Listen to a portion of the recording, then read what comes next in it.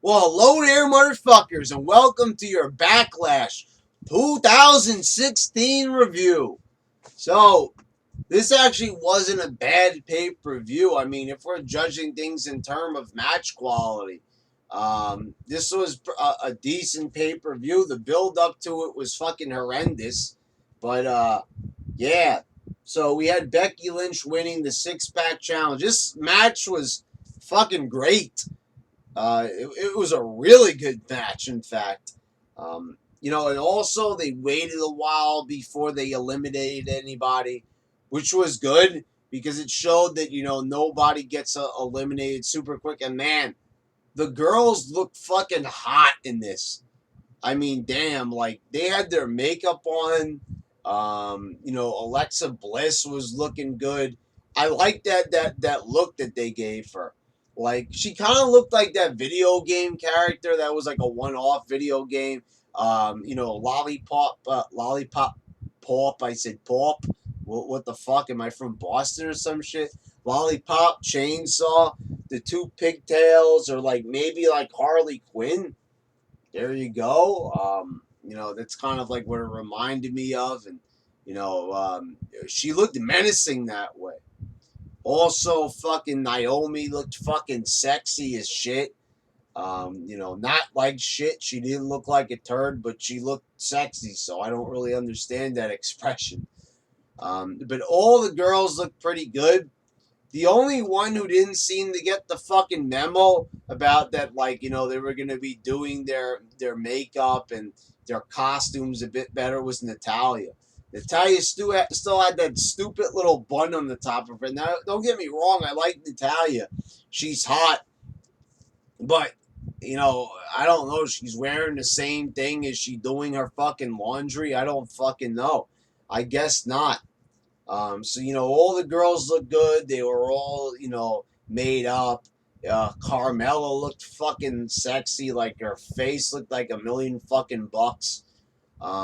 Nikki had new hair. It's just Natalia looked like she just forgot to get ready for the match. She just threw her hair up in the bun and that was fucking it.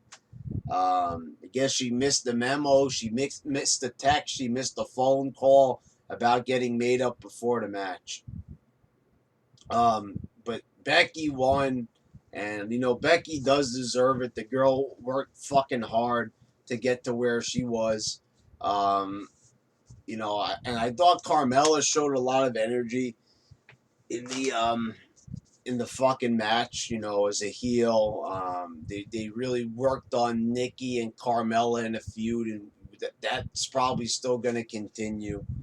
But yeah, this was a really good match. There was a lot of like good stuff in there. Naomi put on a good performance. Not only does she got a great ass, but holy fucking shit, she's really good. She's springboard cross body to the outside. And I don't know. I think it was David Otunga who said it. I don't think I've ever seen that before. I don't think any girls ever pulled off that particular move, in the WWE at least. Um, then you had the Miz backstage with Jagger Eaton. Who the fuck is Jagger Eaton? Well, I think they said he's like, a Nickelodeon Sports. Is he a skateboarder? The like once again, their demographic is like ages 18 to 30 or 4 or whatever the fuck it is. So like who from that demographic is gonna know who Jagger Eaton is? Is that his real name? Who calls anybody Jagger anymore? There was Mick Jagger, but Jagger was his last name. Jagger's this guy's first name. Is that a stage name? What, like, how is this kid even in show business? And the acting. I'll tell you something. This ain't the same fucking acting that was seen from, the great comedic minds of young kids, like on shows like all that. This kid sounded like a fucking retard and proved why I don't like fucking kids. He's like, don't you remember me from the Kids' Choice Awards? No, I don't! Because I don't watch the Kid Choice Awards because I'm not a fucking retard.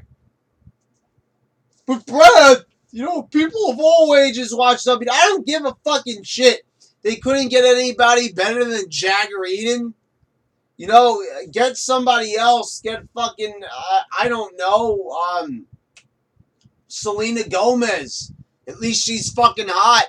Instead, I have to look at fucking Jagger Eaton. Jagger Eaton. Jagger Eaton. Who the fuck is that? Jagger Eaton. What the fuck? What the fuck, man? Jagger Eaton? Nickelodeon? Fuck Nickelodeon. Fuck that fucking channel. It hasn't been good in years. No one is going to like Jagger Eaton. Just by having The Miz talk to Jagger Eaton, it affects The Miz's credibility. Because I don't even know who the fuck he's talking to. It's not a wrestler. He has nothing to do with wrestling. I'm all for bringing in celebrities. If it gets them more ratings, more attention, and it feels like something big. But this is Jagger Eaton, for fuck's sakes. This doesn't feel big. It doesn't feel important. This does nothing for nobody. Nobody even knew who the fuck it was. No one cheered.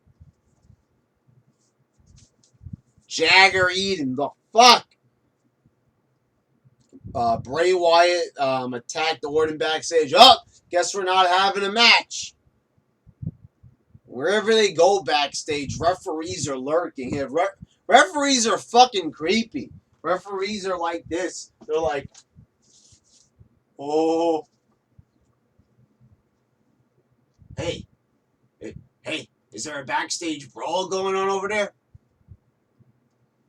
Backstage brawl going on over there? Oh, stop it! Like, get the fuck away! Let them fucking brawl. Whatever happened to them just like attacking and then just walking away when they're done? There's always got to be a referee. Fuck! Yeah. The Usos defeated the Hype Bros. The Usos should have had their music, changed, but they still looked good as heels coming out. They had the slow walk. One of them had their hood on. So they definitely looked like they were changed. They had like black, dark clothing. So they definitely looked like heels. So I like that they changed their persona, that they actually had outfits to match. I mean, because knowing WWE, they would have came out still with the fucking bright ass colors, but they didn't do that. Luckily, this match was all right. Not a bad match. It was average. Miz defeated Dolph Ziggler. This was another great match. I was actually like really getting into this one too, just like the women's match. I mean, this is like an example of like, guys were saying like, oh, I think somebody said, I think like Heath Slater is your favorite wrestler. I like Heath Slater, but I gotta be quite honest, like off of the current roster of like how these characters are being portrayed on TV, I'm gonna go with The Miz. I mean, The Miz has been like reawakened as of late. He's like the reason why I still even look at SmackDown, for example, because I want to see The Miz. I want to see what The Miz is up to, because this guy's just on fire, and like he's been showing in the ring that like this is why WWE hired him. They saw something in him. And as far as I'm concerned, this guy looked like he was more in line for a title shot more than anybody. I mean, like, he is looking more like a world champion to me than say, Kevin Owens. I won't go so far as, as AJ Styles, because, AJ, I think, does deserve it. But, yeah, he is looking like a fucking champ out there. So, yeah, I don't want him to lose that Intercontinental title, because he deserves to have a fucking belt for what he's been doing. It's not his fault that they didn't follow up properly. And also I didn't get, like, before the match, The Miz was just degrading Daniel Bryan, and Daniel Bryan wasn't even saying anything. I guess he was trying to maintain his composure, But, you know, it kind of makes the other person look like a bitch when they're not saying anything back. Like, there's no retort. Fucking Miz is saying he's going to go out there. He's going to do what he can't do anymore. And I like that. Like, the Miz is making himself dislikable. He knows how to work as a heel. And that's what I like. And I don't know what it is. It's the writers, or it's just sometimes I think the talent just maybe doesn't need to work with what they got. And whatever it is, the Miz is being written the best material, or he's just trying really hard to make it work. And he's succeeding at it. Bray Wyatt got a count-out victory over Orton because Orton wasn't able to compete. They said that, I think it was like a rumor that he had a concussion. So why the fuck did they book the match? You know, I hate when they fucking do this. It reminds me of when they were going to have a Seth Rollins, Dean Ambrose match. I think it was like in 2014, and then they just call off the match. Hey, you know, you guys are going to see a match, but, you know what? We're not going to have it. That's fucking bullshit. I was looking forward to seeing this match, as I said in my predictions vid. So they take it away, and instead we get a match with Kane. How do we go from Randy Orton to Kane, of all people? Kane is choke slamming people, you know, at random. The Milkman, Fandango on SmackDown, and now he has a pay-per-view match. He hasn't even built up for, like, this, you know, he's just showing up at random. It's going to be no holds barred. And it was a good match. I'm not going to lie, you know, I don't want to put over, like, this new age Kane, but it was a good match for what it was. The only thing that I didn't like is that fucking Kane won the match. Orton comes out, RKO's Bray, picks him up for the choke slam. That's it, and Bray loses. And Bray hasn't won a single pay-per-view match the whole year, I'm being told. I mean, he couldn't RKO him after the match. Like, Bray Wyatt really needs to win a match. He hasn't won fucking anything. You can't at least let the guy fucking win and then get RKO'd? So Orton is allowed to fall on the back of his head, but he's got a concussion. I mean, so what's the story here? Is he well enough to wrestle? Is he not well enough to wrestle? Why the fuck are we being subjected to this question and answer? They report everything on their website. Why don't they tell us what's going on with one of their biggest stars? Why do I feel like Orton is getting the fucking shaft big time? You know, I don't get it. What happened with Orton? This guy is bleeding for them on pay-per-view. I have all the respect in the world for Orton. I kind of take back some of the things I said about him after watching SummerSlam. Anybody who would take fucking forearms and elbows from Brock Lesnar like that deserves respect. The guy is willing to go out there and entertain. And when I saw that, I was like, Jesus Christ. Orton must really love WWE. He must love Vince, and he wants to give back because he's getting his ass kicked in front of everybody. You know, so, I mean, it was a good match, but not exactly what I was expecting. Heath, Slater, and Rhino defeated the Usos to win the tag titles. This was, you know, another good match. Heath Slater finally got in more offense than he probably has in 3 fucking years. He hit an impaler. He was hitting a bunch of fucking moves. Rhino comes in with the gore. Slater gets the pin. And now they're the tag champs. I'm happy that they're giving this oddball team the belts. The only problem I have here is that the Usos, who just got together as a heel team, you know, they just had this big heel turn, and they're already fucking losing. I'm sorry, but I think maybe it would have been better to have the Usos win here, and then probably have Slater and Rhino probably win the titles, like, you know, a little bit after this, but the Usos should have fucking won here. because they just went through a big heel turn. It looks like a successful heel turn. They're showing, that they're heels and that this is definitely should have happened a long time ago. They should have turned heels and got rid of the ugly ass clothing and the yelping at the entrance ramp. But I'm happy to see Slater and Rhino. I'm not going to really complain too much, but just seeing them lose here is just, I don't know. Mixed reaction about it is what I would say. AJ Styles defeated Dean Ambrose for the WWE title. Thank the fucking Lord for that. I don't know how much longer I would have been able to stand seeing AJ, seeing both these guys in a feud together. I hope that's it for this feud. I don't want to see Dean Ambrose try to get the belt back. Fuck the rematch clause. Fuck that shit. I don't want to see it ever again. Because that feud was fucking mind-numbing. It was hard to watch. On the top rope holding his fucking nuts.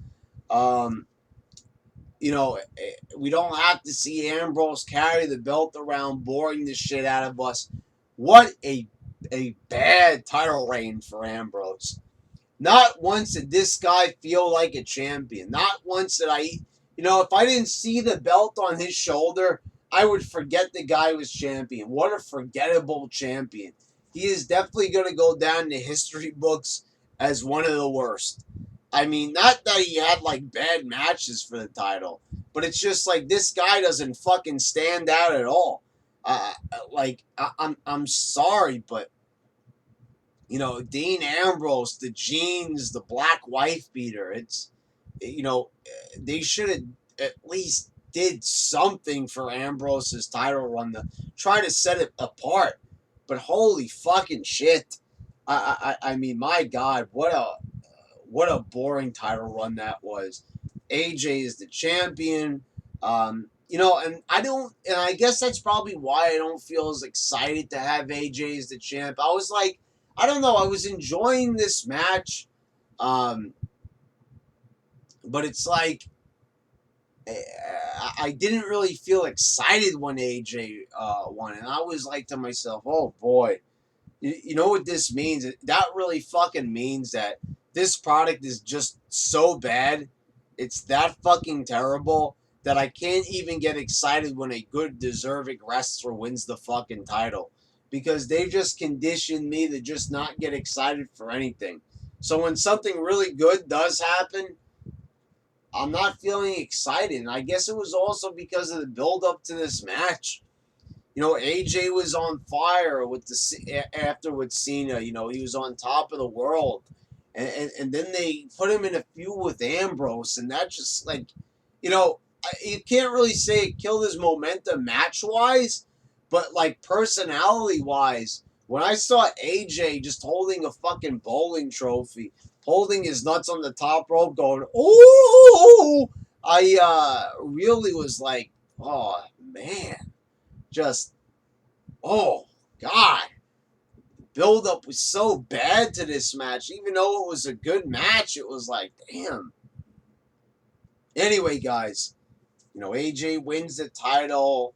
All the deserving people won the titles that, really should have won them.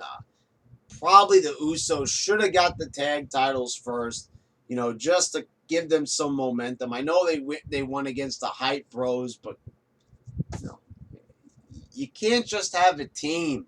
Like I said, momentum. It's about momentum, people. You can't just fucking kill this team right away.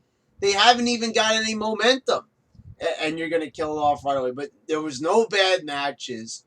They were all pretty, decent or good matches, I have to say. So that alone, everybody worked their fucking asses off to put on good performances. So Backlash really wasn't that bad.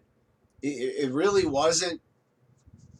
I'll give it a 7 out of 10. I don't want to give it an 8 because that means it's good, it's great, and I'm praising WWE too much because they really built this pay-per-view up like shit. But I give it a solid 7. It was okay. It was good. I enjoyed it for what it was. All right, motherfuckers.